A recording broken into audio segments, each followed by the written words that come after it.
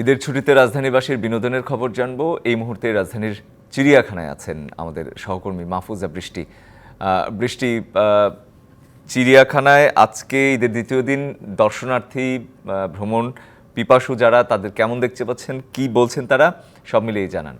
দিনেও আপনাদের সবাইকে জানাই ঈদ মোবারক। দেখতে পাচ্ছেন যে আমি এই মুহূর্তে মিরপুর চিড়িয়াখানাতে আছি। প্রথমত যখন এসেছি তখন কিছুটা চাপ ছিল, দর্শনার্থীদের কম ছিল চাপটা। এই মুহূর্তে কিছুক্ষণ আগে থেকে কিন্তু এই চাপটা বেড়ে গেছে। হঠাৎ করে বলতে পারি যে হুট করে অনেক দর্শনার্থী চলে এসেছেন চিড়িয়াখানায়, যেটা চিড়িয়াখানা যারা কর্মরত আছে তারাও কিন্তু বলছেন যে সকাল থেকে যখন 9টা নাগাদ গেট খুলে দেওয়া হয়েছে তখন কিন্তু দর্শনার্থীদের দু একজনকে দেখা গিয়েছে, কিন্তু তেমন কোনো দর্শনার্থী দেখা যায়নি। এই মুহূর্তে আপনি দেখতে পাচ্ছেন যে বৃষ্টি নামছে, খুবই প্রচন্ড আকারে কিন্তু এখানে বৃষ্টি নেমেছে। দর্শনার্থী যারা আছে তারা এদের আনন্দকে ভাগাভাগি করতে এসে কিন্তু একদম ছড়িয়ে ছিটিয়ে পড়ছে, যে যার যার মতো জায়গা খুঁজছে নিরাপদ আশ্রয়। কেউ বা গাছের নিচে যাচ্ছে, কেউ বা ছাতা আমরা খুব একটা দেখতে পাচ্ছি না, দু একজন ছাড়া, হয়তোবা ভাবেন নিজে আজকে বৃষ্টি আসতে পারে।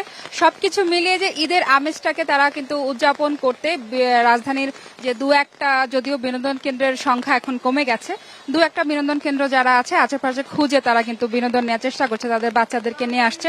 আরো একটা কথা বলি, আপনি শুভ্র, আপনাকে বলি, কুরবানির ঈদ মুসলমানদের জন্য আসলেও ধর্মবর্ণ নির্বিশেষে কিন্তু সব ধর্মের মানুষ এই ঈদ উদযাপন কিন্তু পালন করছে, ঈদ উদযাপন করছে। এখানে বিভিন্ন ধর্মের অনুসারীরাও কিন্তু এসেছে, কারণ এই সময়টায় চিড়িয়াখানা এবং বিনোদন কেন্দ্রগুলোতে বিশেষ কিছু আয়োজন থাকে ঈদকে ঘিরে, সেইগুলা কিন্তু তাদের উপভোগ করার জায়গা আছে, যেহেতু তাদেরও ছুটি রয়েছে। সমস্ত বাঙালি এবং রাজধানীবাসী যারা আছে তারা কিন্তু একটুখানি অবসর জায়গা খুঁজছে, যেখানে গিয়ে তারা স্বস্তির নিঃশ্বাস ফেলতে পারে ছায়া সুনিবিড় পরিবেশে। যদিও বৃষ্টি এখন থেমে গেছে, সকাল থেকে কিন্তু কয়েকবার করে এভাবে বৃষ্টি আসছে, মানুষকে তাড়া দিচ্ছে। যেই তারা নিরাপদ আশ্রয় খুঁজতে যাচ্ছেন তখন বৃষ্টিটা আবার চলে যাচ্ছে। এভাবে কিন্তু, আচ্ছা যদি টিকিটের কথা বলি, টিকিটের দাম কিন্তু এই জায়গায় রাখা হচ্ছে 50 টাকা করে।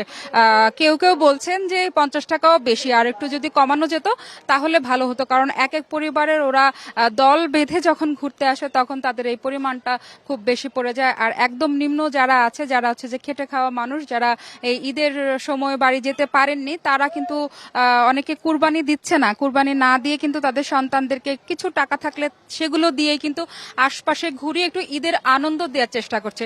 সেই সমস্ত মানুষ যারা আছেন তারাই কিন্তু বলছেন যে টিকিটের দামটা যদি আরেকটু সহনীয় পর্যায়ে নিয়ে আসা যায়, সেটা 20 থেকে 30 টাকা যদি নিয়ে আসা যায়, তাহলে মনে হয় যে চিড়িয়াখানায় দর্শনার্থীর ভিড় আরো বাড়বে। শুভ্র, এই ছিল এখনকার মতো আমার কাছে।